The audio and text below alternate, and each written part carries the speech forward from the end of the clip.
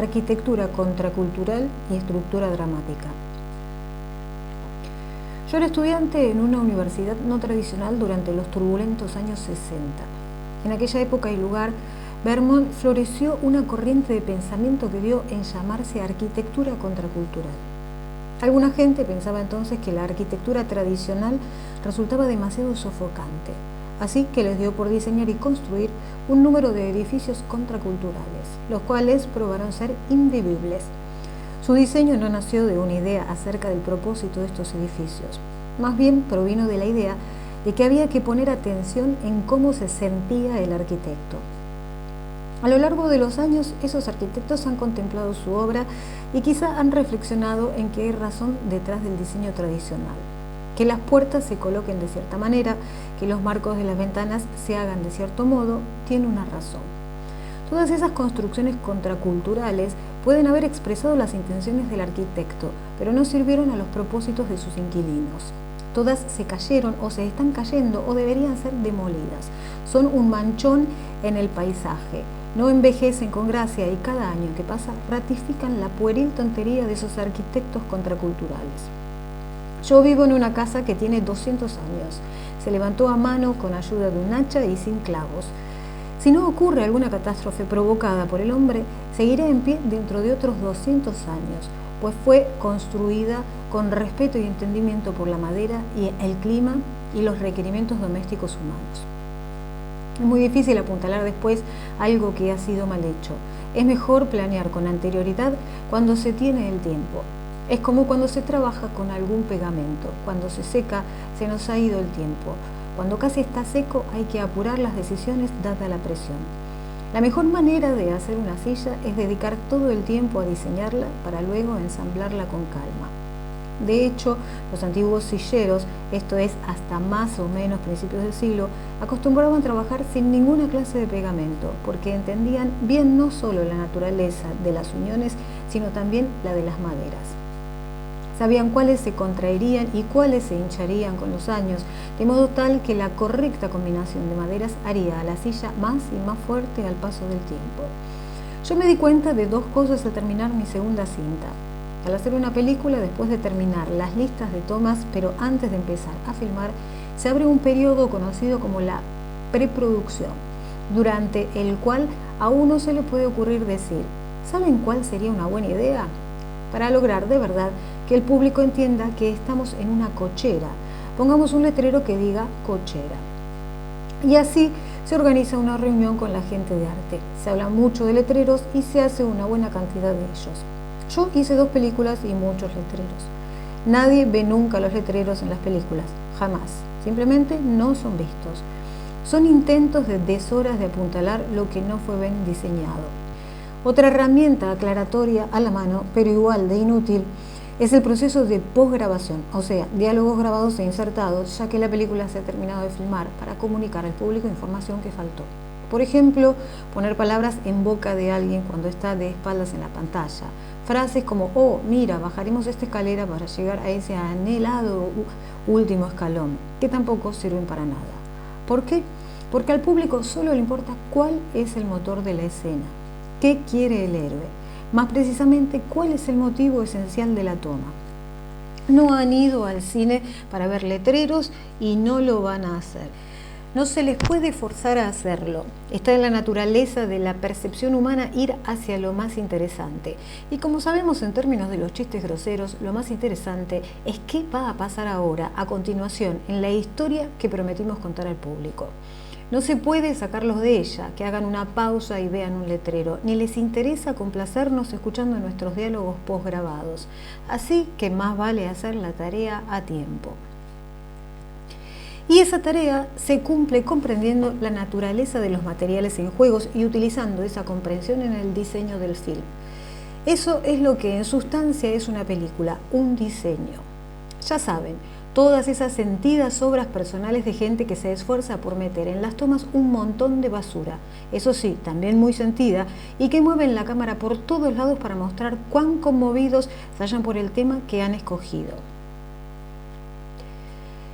Esas son justamente como la arquitectura contracultural. Pueden ser un fruto, una afirmación muy personal, pero no están al servicio de las finalidades de los inquilinos o, en este caso, de los espectadores que quisieran saber qué es lo que ahora va a pasar.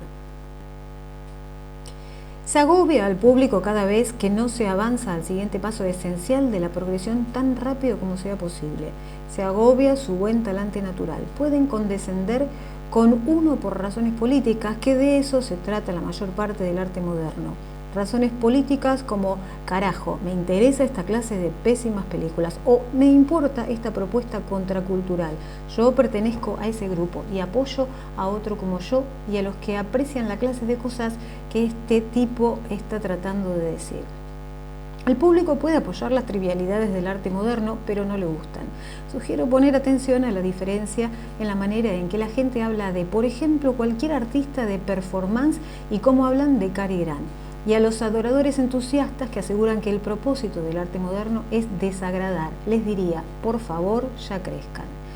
El trabajo del director de cine es contar la historia a través de la yuxtaposición de imágenes inintencionadas. Esto no por un capricho, sino porque está en la naturaleza esencial del medio utilizar yuxtaposiciones. Es así como mejor opera, y ya que está en la naturaleza de la percepción humana advertir dos eventos, determinar una progresión y desear saber qué va a pasar a continuación. También las obras de performance arts aprovechan la naturaleza de la percepción humana, que al presenciar imágenes sin un orden aparente trata de hallarlo en consonancia con un preconcepto dominante. Otro ejemplo de lo mismo es la neurosis, la cual consiste en el ordenamiento de hechos, ideas o imágenes inconexos según un preconcepto dominante.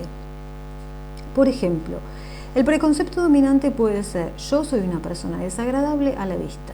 Entonces, dados cualesquiera de dos hechos sin conexión, yo les conferiré un orden que les otorgue precisamente ese significado.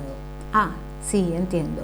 Esa mujer atravesó el salón, se apuró a meterse al elevador y apretar el botón para que la puerta se cerrara porque no soy una persona atractiva.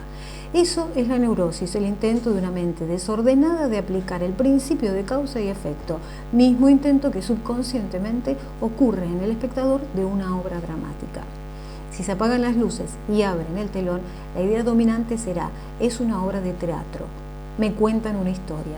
El cerebro humano lo entenderá así y tomará todo lo que ocurra en la obra para con ello darle forma a una historia tal y como le da forma a la percepción neurótica. Está en la naturaleza de la percepción humana conectar en una historia imágenes sin relación, porque necesitamos que el mundo tenga sentido.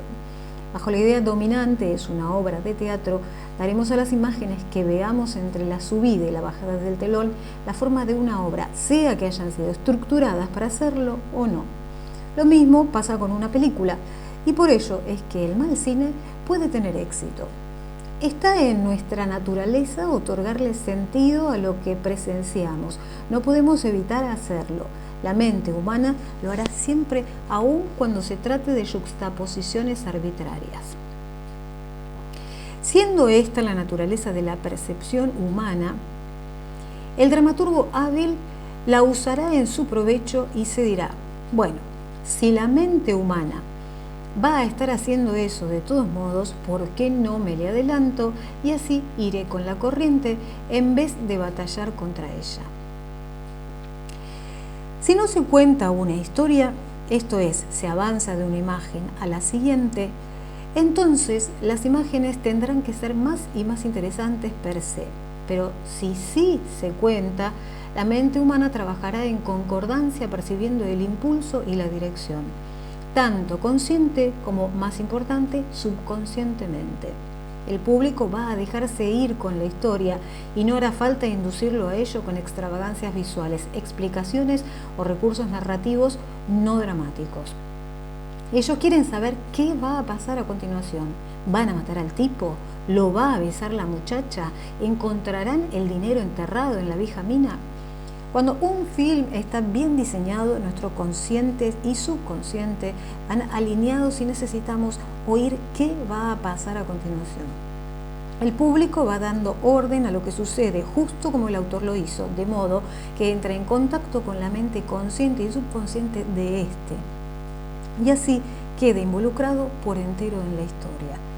Si no nos importa qué más va a pasar, si el film no está bien diseñado, podemos inconscientemente crear nuestra propia historia, tal y como el neurótico crea su propia versión de causas y efectos en el mundo que lo rodea, pero ya no estaremos interesados en la historia que nos están contando.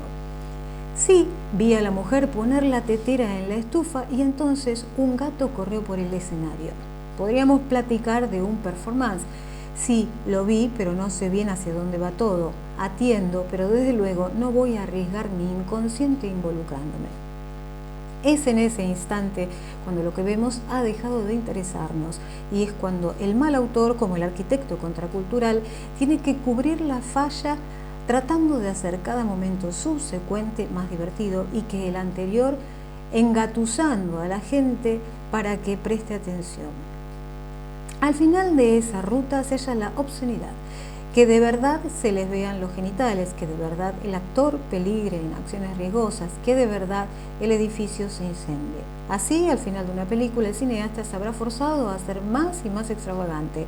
Al final de su carrera, se habrá forzado a llegar a extremos grotescos y al final, incluso, toda una cultura se habrá visto forzada a degenerarse hasta la depravación, que es lo que nos ha ocurrido.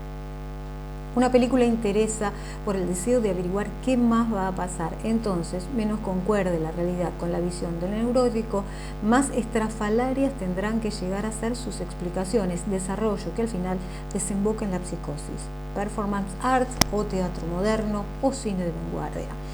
La estructura de cualquier forma dramática debiera ser un silogismo, una construcción lógica de la siguiente forma: si A, entonces B.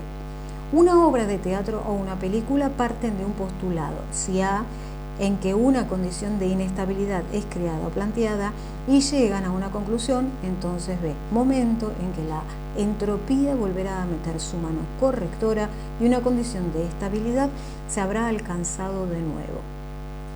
Por ejemplo, y como ya vimos, si un estudiante necesita una revocación, emprenderá una serie de acciones que lo lleven a su meta o le impidan definitivamente alcanzarla. Entonces él regresará a estar en calma, una condición de entropía se habrá establecido. Esta entropía es uno de los aspectos más interesantes de nuestra vida. Nacemos, pasan cosas y morimos.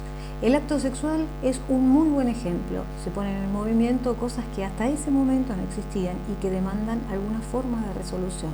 Algo es conjurado a la existencia, algo nuevo que antes no existía, y la inestabilidad que esta nueva cosa crea tiene que ser resuelta, y cuando lo es, la vida, el acto sexual, la obra de teatro terminan.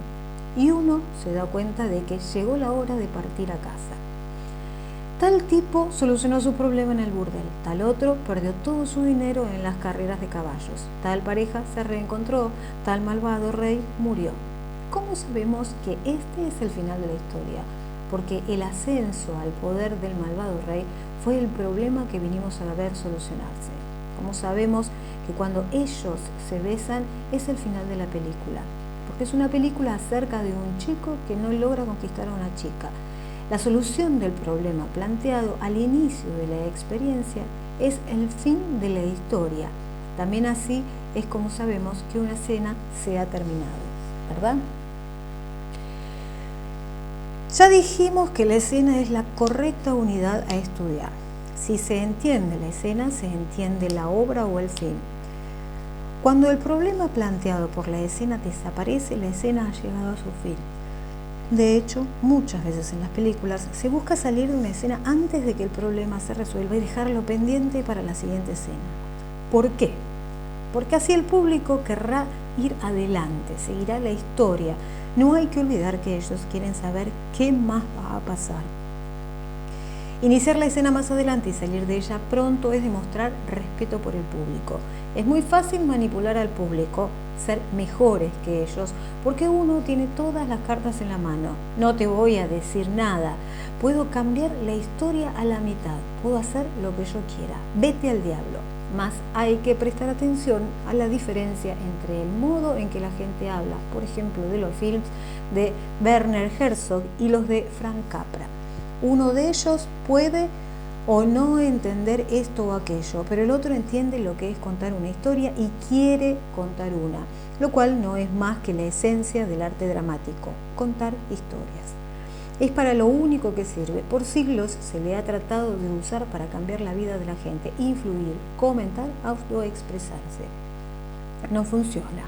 Tal vez sería lindo que lo pudiera hacer, pero no puede. Para lo único que sirve la forma dramática es para contar una historia. Si se quiere contar una historia, podría ser una buena idea llegar a entender un poco de naturaleza de la percepción humana. Del mismo modo que si se quiere saber cómo construir un techo, sería una buena idea entender un poco acerca de los efectos de la gravedad y la precipitación. Si se va a Vermont y se construye un techo en pico, la nieve se precipitará al suelo. Constrúyase un techo plano y se vendrá abajo por el peso de la nieve, que fue lo que le pasó a buena parte de la arquitectura contracultural de los 60. Debe haber una razón por la cual la gente ha querido escuchar historias durante 10 millones de años, dice el artista de performance, pero a mí no me importa porque yo tengo algo que expresar. El negocio del cine está atrapado en una espiral de degeneración porque lo manejan personas que no entienden nada. Y lo único que puede hacerse frente a esta fuerza que arrastra hacia abajo es decir la verdad. Cada vez que alguien dice la verdad, se crea una contrafuerza. No es posible ocultar las propias intenciones, nadie puede ocultarse. Casi la totalidad de los films contemporáneos en este país son torpes, triviales y obscenos. Si se tiene la intención de triunfar en la industria, el trabajo, la propia alma, estarán expuestos a esas influencias destructivas. Si se precisa desesperadamente de ser aceptado por esa industria, es muy probable que se termine convertido en uno de ellos. El actor no puede ocultar sus intenciones y lo mismo le pasa al dramaturgo o al director si la intención de una persona, y en esto no hace falta apartar la humanidad, esa llegará aunque no se la quiera. Es realmente entender la naturaleza del medio. Tal intención será recibida por el público. ¿Cómo? Mágicamente. No sé cómo, pero así será. No puede quedar oculta. Además de lo que se aprenda o no acerca del medio gracias al deseo de entenderlo, el deseo mismo se hará manifiesto. A ratos yo tallo madera. Es mágico cómo el objeto de madera se crea por sí mismo. Uno queda cautivo, fascinado por el grano de la madera, y la pieza revela cómo hay que tallarla. A veces se pone en contra de uno. Si se es honesto al hacer películas, se hallará que también ellas luchan contra uno. Nos están diciendo cómo escribirlas, tal y como descubrimos con la película sobre conseguir una revocación. Es muy difícil resolver estos muy simples problemas. Ellos luchan contra nosotros, pero llegar a dominarlos es el principio del dominio del arte del cine.